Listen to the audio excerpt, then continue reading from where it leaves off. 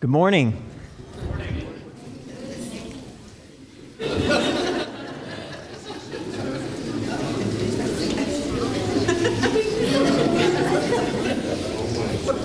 Welcome to Leander Church. If you're visiting with us, thank you for being here. If you're a member, I'm not a visitor, I'm your preacher.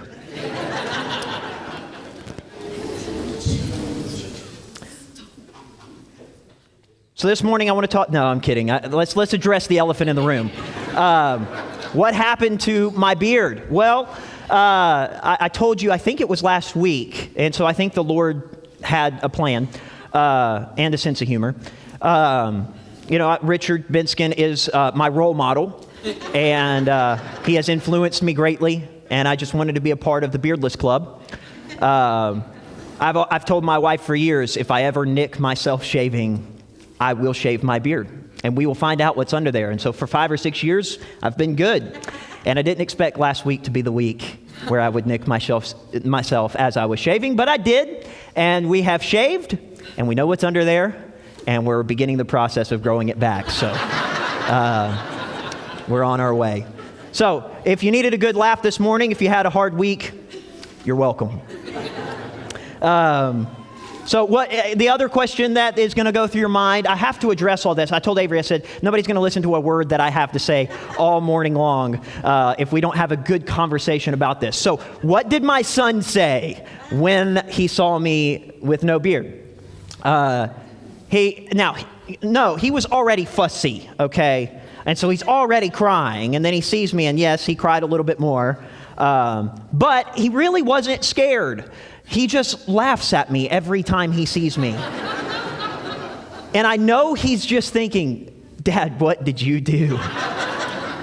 But I'll tell you what, there's one thing that I like. Everything else I have not enjoyed. I miss my beard. I'm going to grow it back. But there's one thing that I've gotten from not having my beard. He doesn't get to pull it anymore. And you've never experienced pain until you've had a child pull you close with your beard. And so that doesn't happen anymore, but now he's reverted to just patting my face really hard. And so I don't know if the trade-off is worth it. So there we go. There's my story. I hope that after you take a few moments and soak in that we can move on and still have a lesson here. Before we get going, in all seriousness, I do want to acknowledge the Celebrate Recovery video at the beginning. Thank you so much. Wasn't that an amazing thing? Seeing our own people, our own members, and realizing that this is not just a plastic church full of plastic people just going through the motions. The Lord is working within us. And that is a beautiful thing. And so for those who have not only were in the video, but for those who have just been a part of Celebrate Recovery, been a part of the step studies, who are helping OR and the Celebrate Recovery team get ready for CR to launch, thank you from the bottom of my heart for your work and your dedication to making this happen. I know God's going to do great things to that ministry. I can't express to you how excited I am. I've been able to be a part, I've told you before, I've been a part of a Celebrate Recovery in the past, and I've seen the changed lives that have happened through this ministry, and so I am so excited to see what God's going to do here. I know great things are going to happen, and so thank you all for being a part of that. The other thing that's been crazy this week, besides my accident, is the hailstorm. And so I don't know if you were like me. Some of you may have been prepared. We were not prepared for the hailstorm. Did not know that it was supposed to be here. We don't have cable, so we operate by faith, not by sight, when it comes to weather and news. And so I was sitting in Jude's room, and now I knew it was supposed to rain, but I didn't know that it was supposed to storm like this. And so I'm sitting in Jude's room, and we're playing, and I just happened to look out the window, and I said, ooh, it's dark out there. And I looked up, and I said, no, it's green out there. And Avery ran outside and said, it is green. I said, it's about to hail. And so it's like we couldn't do anything with our vehicles. There's just no hope there. But we had some plants outside. I saved the plants.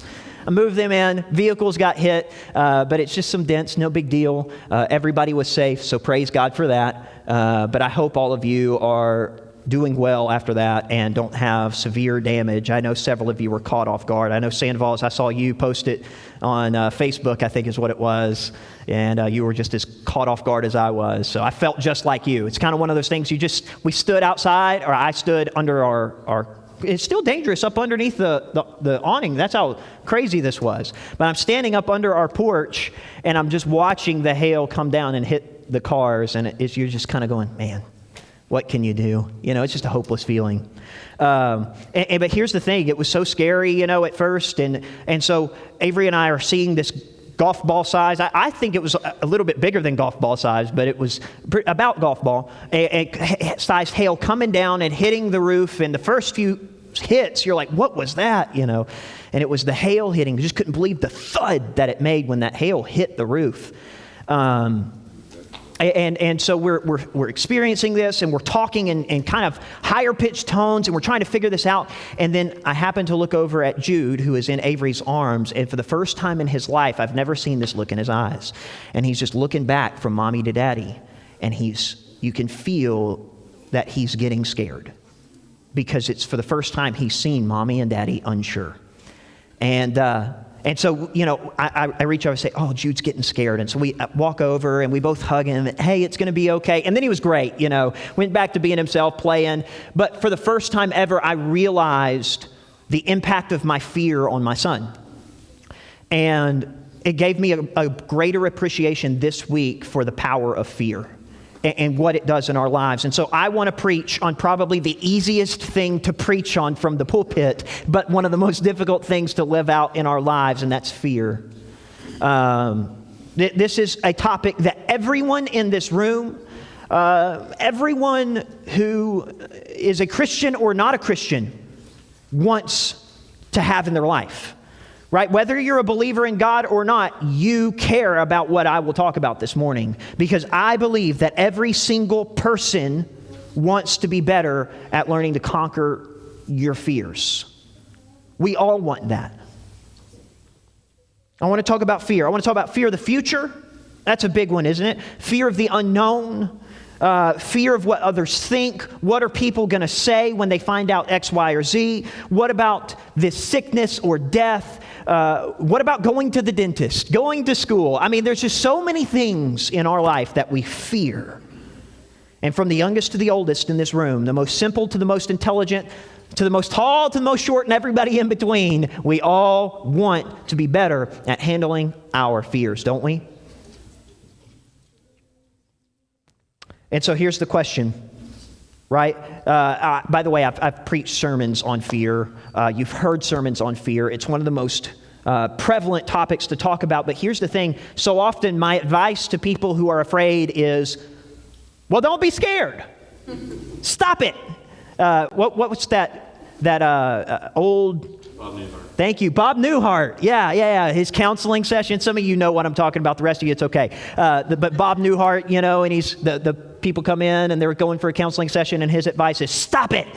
And that's kind of been how I've preached some of the lessons on fear. Just stop. Have more faith. But here's the thing. There's not a single person in here right now who doesn't want to have more faith. The problem's not that you don't want enough to not be scared. No, you care. You want to be courageous. You want to be strong. You want to be faithful. So the answer is not just stop it. The answer is, how can I have that kind of faith? And that's what I want to talk about this morning. When life hurts, when everything seems out of control, when all is unfair, unkind, and unsure, how can you and I conquer our fears? And so I've titled this lesson, God's Plan for Your Life, because I think there's hope found that gives us the motivation and the ability to conquer our fears when we understand God's plan for our life. And so I want to look at Psalm 16, what Adam read for us, and I want to look at just one verse, because I think there are the answer to helping us overcome our fear is found in one verse, in Psalm 16, verse 11. Maybe not even a verse you've ever read before, or maybe one you've just glanced over in your daily devotion, but I want to share it with you and bring some light to it. Psalm 16 and verse 11. And so let's start at the beginning. There's going to be 3 quick points I want to share with you. And the first is this. He says, you will make known to me the path of life. And so number 1, God's path for you. God has a path for you. He says, you will make known to me the path of life. And as I was reflecting on this for this sermon, I began to think about this. Paths matter, don't they? Paths are important. Have you ever been hiking or been hunting or out in the woods somewhere and you're following a path and you lose the path? And suddenly you realize the importance of the path. You find the importance of the path when you lose the path. And you begin to wander around and you can't find your way. My buddy and I were hiking in the Grand Canyon. I'll never forget it. And we were following a path, and it was a tough trail.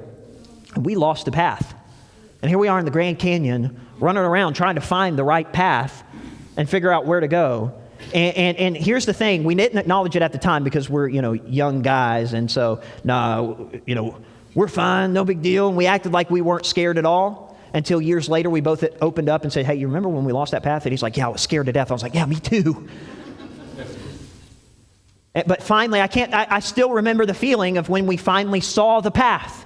And it was like, oh, look, there it is. And of course, we're acting like, oh, yeah, there it is. Let's go. No big deal. But inside, I'm thinking, thank you that we found the path. Because when you're wandering through life and you can't find the path, fear sets in. And so God is giving us this message, and he says, I will show you the path in your life. When you lose it, when you can't find it, or what most of us do, when we wander away from it on our own to go think and explore and say, I can find a better way than what God has laid out for me. And yet he still loves us and will guide us back. And he says, I will show you the path. And if you've ever been lost, you understand the significance of the path. A path is safe. A path brings confidence. It's the same ground. It's the same dirt or grass, right? But the comfort is in the fact that the path is worn. The grass is laid down. The dirt has a path, a trail through it. It's the fact that someone has been here before and they found the way out. And if I follow this path, it will bring comfort and safety for you to know if they made it through, then what? I can too. Paths mark a sign of hope. They give a sense of direction. Without a path, we're traveling into the unknown. And being lost is a terrible feeling, isn't it? Have you ever been lost before? You ever lost your kids? It's just as scary not when you're lost, but when someone else is lost. You ever lost a pet, had a pet run away? And you're searching and you're calling your kid's name or your pet's name and you're hoping that they'll come back, but you're not sure because will they know the path? For me, one of the most scary times was when I was at a water park in Branson, Missouri. And I was so young that I don't remember anything about this water park. I don't remember the fun slides. I don't remember the food we ate. I don't remember anything about it. But I will never forget the moment that I realized I was lost. And that same day where I was too young to remember anything else, there's a memory that's still in my mind that I still think about the anxiety that I felt in that moment when I looked up and I was completely alone. And if you went and took me to Branson, Missouri and took me to Whitewater Park and we went out there, I can still point out exactly where I was the moment I got lost. I can't tell you anything else about that day. That time of my life, I don't have many memories. But I can point out that spot and I can tell you where I was looking and what I was looking at and how I felt when I turned around and saw my family was not there. And I was alone for the first time. And it was a terrible, terrible feeling. Being lost is one of the greatest fears that we face, and it all stems from the unknown. We naturally face fear when we don't know what's coming next. That's why one of the most difficult things in our life that we've ever had to face is that moment where somebody that you love is sick or in the hospital or hurting or you don't know what's going on and you're waiting on a diagnosis. You're waiting on a phone call. Waiting is hard because you know something's going to happen. And it could be good, it could be bad, and you don't know. And that fear of the unknown sets in.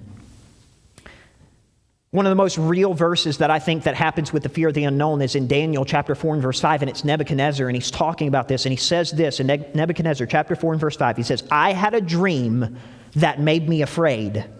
And as I was lying in bed, the images and visions that passed through my mind terrified me. Have you ever had that before? Where you're laying down at bed and you're tossing and you're turning because you've had a dream, or you've got something that's going to happen tomorrow, or something that you're worried about that you're going to have to face. For me, it was laying in bed last night knowing I was going to have to stand in front of you with no beard, right? But have you ever had that? And you're scared and you're nervous because you don't know what's going to come next, and you literally are tossing and turning. That's what Nebuchadnezzar is saying. I had this dream and it kept me up, and I couldn't go back to sleep because I was afraid that what was in the dream would happen to me. I need to know what's going to happen next. And yet our scripture gives us the secret of bigger than just, well, don't be afraid. He says, I will make known to you the path of life. I will show you the path. And the good news is this. Does the path show you the future? No.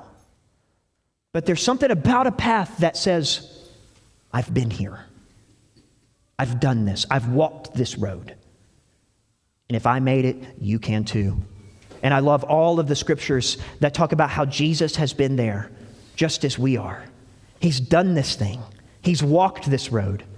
And he says, come and follow me, and I'll take care of you. So if you're struggling with fear this morning, number one, the answer is partly found in understanding that God will show you the path when you're most uncertain. But number two, it's also found with God's presence with you. So God's path for us. Number two, God's presence with us. Look at 16 verse 11, Psalm 16 verse 11. He says, you'll make known to me the path of life. But number two, in your presence is fullness of joy.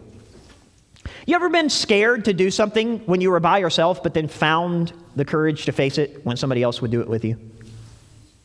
You know, it's like showing up to class and you're not prepared for a test, and you look at your best friend and you're like, hey, I didn't study. And then he's like, I didn't either. And you're like, okay, good. You're still going to fail. Didn't help you out. I was that kid, by the way. I don't know what I was thinking. Like, looking back to my old self, by the way, I feel like I kind of look like my old self again. That's what Avery keeps telling me. She's like, wow, I look like when we started dating at the beginning, right? But back when I was in high school, that was the way that I operated. If I had somebody who was going to fail the test with me, I'm good. I don't know what that is, but it's just this, it is. It's something within us. Facing our fears by ourselves is much worse than facing the same fear with somebody else. It's that classic story of your children, and they're scared of the thunderstorm. And so that what do? They wake up, they see the lightning, they see the thunder, they scream, and they're going to run to your room and ask if they can sleep in bed with you. And they just hop up into your bed and they sleep. Wonderful. But if you say, no, you're going to have to go back to your room, it's a different ballgame. It's the fear of being alone. One of those stories that I heard was this one. One summer night, the severe thunderstorm comes up. A mother's tucking her small child son into bed. And she's about to turn off the light. And then a thunder roars. And the child asks in a trembling voice, Mommy, will you please stay with me all night? And smiling, the mother gave him a warm, reassuring hug. And she said so tenderly, I can't do that, dear. I have to sleep in Daddy's room. And a long silence followed. And at last it was broken by a shaky voice saying, that big sissy.